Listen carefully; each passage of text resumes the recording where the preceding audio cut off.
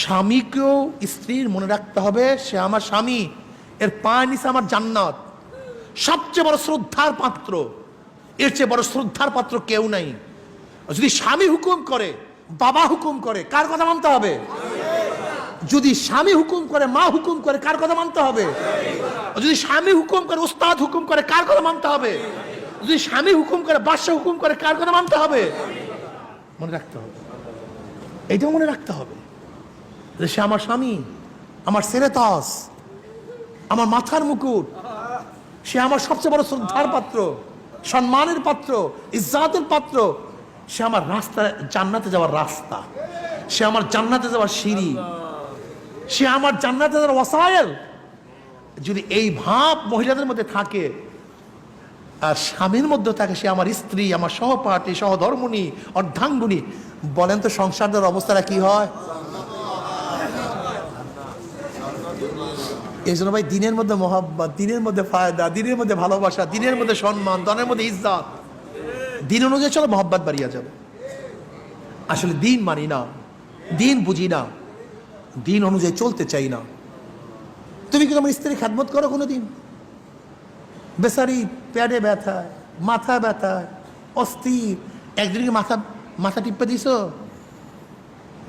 হ্যাঁ, অথচ আমি দেখছি আমার মাকে, আমার বাবা কতদিন মাথা টিপে দিস, কতদিন মাথা টিপে দিস। তুমি কি তোমার স্ত্রীর একদিন চুল আশ্রয় দিছ? যিনি মুহাম্মদ সাল্লাল্লাহু আলাইহি ওয়াসাল্লাম স্ত্রীকে চুল আশ্রয় দিস। বেটা ইসলাম শিখো, ইসলাম জানো, ইসলাম অনুযায়ী চলো, দেখবা ঘরের মধ্যে খালি জান্নাত আর জান্নাত। কি কথা ঠিক না? আর ইসলাম অনুযায়ী চলবা না, খালি জাহান্নাম আর জাহান্নাম। জাহান্নাম ক্রয় করার দরকার নাই, যার স্ত্রী খারাপ ও ঘরের মধ্যে জাহান্নাম, আর যার স্বামীও বেয়াকুব 2 নাম্বার, ওর ঘরের মধ্যে কি? আর যার ঘরের মধ্যে স্ত্রী স্বামী সুন্নাত অনুযায়ী চলে, স্বামীকে শ্রদ্ধা করে, সম্মান করে, পূজনীয় মনে করে, এরকম শ্রদ্ধা ভক্তি তার মধ্যে থাকে, অকার থাকে, সে আমার স্বামী, সে আমার স্বামী। এই অকার যদি তার মধ্যে থাকে তাহলে সেই ঘরটা যে কত সুন্দর, কত শ্রেষ্ঠ, যা চিন্তাও করা যায় না।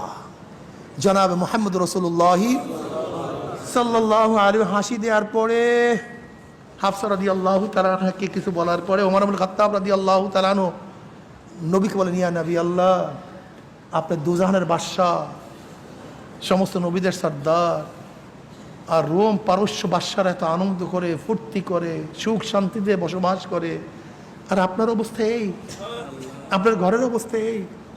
আপনি আল্লাহর কাছে দোয়া করেন যেন আল্লাহ পাক আপনাকে সচ্ছল বানায়া দেয়, রিজিকের ব্যবস্থা করে দেন, ধনত্বের ব্যবস্থা করে দেন, ওদের মধ্যে সচ্ছল, ওদের সেই ভালো সচ্ছল বানায়া দেন।